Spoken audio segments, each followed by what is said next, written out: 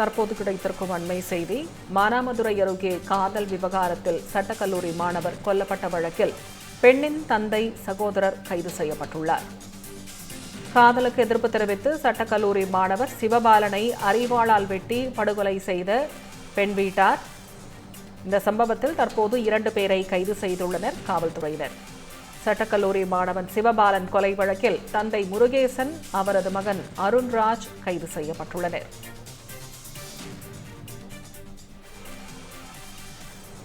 கைது செய்யப்பட்ட முருகேசன், அவரது மகன் அருண்ராஜ் காயமடைந்துள்ளதால் மருத்துவமனையில் அனுமதிக்கப்பட்டுள்ளார். மேலும் இது தொடர்பான விவரங்களை பதிவு செய்வதற்காக நமது செய்தியாளர் சுப்பிரமணி இணைப்பில் இருக்கிறார். வணக்கம் சுப்பிரமணி, இந்த கொலை சம்பவம் தொடர்பான முழுமையான விவரங்களை பதிவு செய்யலாம். வணக்கம் திவ்யா. அதாவது சிவகங்கை மாவட்டம் மானாமதுரை எடுத்துள்ள சின்னப்புதூர்கோட்டை கிராமத்தைச் சேர்ந்தவர் சிவபாலன். இவர் சட்டக்கல்லூரி பயின்று முடித்ததாக கூறப்படுகிறது.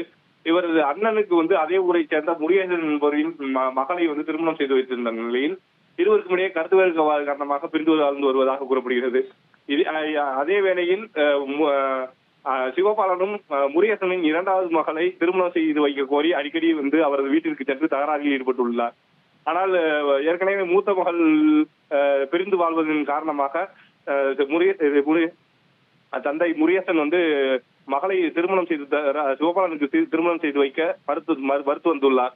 இந்நிலையில் இன்று சிவபாலன் முருகேசன் வீட்டிற்கு சென்று மீண்டும் பெண் கேட்டு தகராறில் ஈடுபட்டுள்ளார்.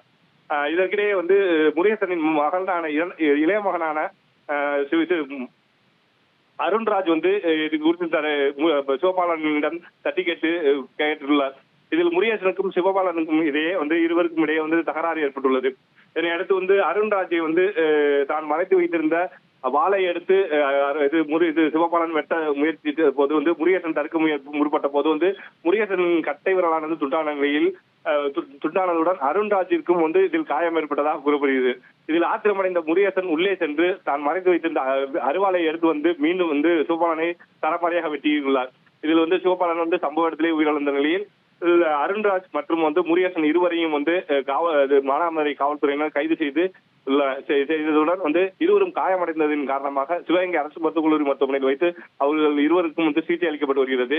அதாவது சிவபாலன் தொடர்ந்து சிவபாலன் உடல் சிவகங்கை அரசு மருத்துவக் கல்லூரி மருத்துவமனையில் பிரேத பரிசோதனைக்காக வைக்கப்பட்டுள்ள நிலையில் மானாமதுரை போலீசார் இந்த சம்பவம் குறித்து முழுமையான விசாரணை மேற்கொண்டு வருகின்றனர்.